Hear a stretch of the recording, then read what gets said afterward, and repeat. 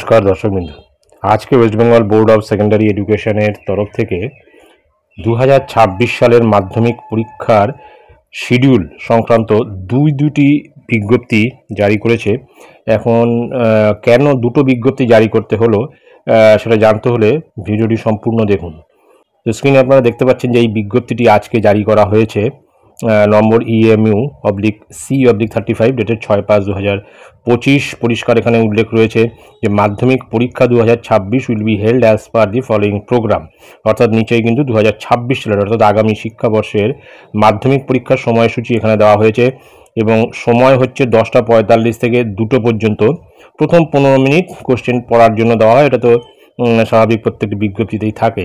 তো এখানে শিডিউলটা একবার একটু ভালো করে লক্ষ্য করুন যে সোমবার 2 ফেব্রুয়ারি থেকে মাধ্যমিক পরীক্ষা শুরু হচ্ছে আগামী শিক্ষাবর্ষে। প্রথম ভাষা অর্থাৎ বাংলা। টুইসডে 3 ফেব্রুয়ারি সেখানে হচ্ছে ইংরেজি। তারপরে চলে যাচ্ছে 6 ফেব্রুয়ারি 2026 শুক্রবার হিস্ট্রি। 7 ফেব্রুয়ারি 2026 শনিবার জিওগ্রাফি। 9 ফেব্রুয়ারি 2006 হয়ে গেছে। এখানে এই যে ভুল, এই ভুলের জন্যই কিন্তু পরবর্তী রিভাইজড একটি বিজ্ঞপ্তি জারি করা হয়েছে এবং এখানে কিন্তু স্যাটারডের পরে এখানে মানডে রয়েছে, সেটা ঠিক আছে এবং 9 ফেব্রুয়ারি 2006 হয়ে গেছে। ম্যাথামেটিক্স এখানে 2026 হবে। টুইসডে 10 ফেব্রুয়ারি 2026 ফিজিক্যাল সায়েন্স। ওয়েডনেসডে 11 ফেব্রুয়ারি 2026 লাইফ সায়েন্স।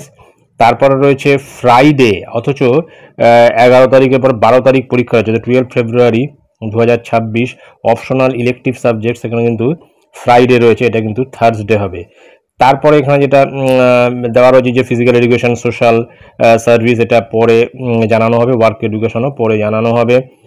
আর বিশেষ করে এখানে যে বিষয়গুলি বলা হয়েছে যে সিউইং অ্যান্ড নিডল ওয়ার্ক, এটা 4 ঘন্টা 15 মিনিটের পরীক্ষা। তারপর রয়েছে মিউজিক্যাল ভোকাল আর মিউজিক্যাল ইনস্ট্রুমেন্ট, এটা 2 ঘন্টা 15 মিনিটের পরীক্ষা হবে।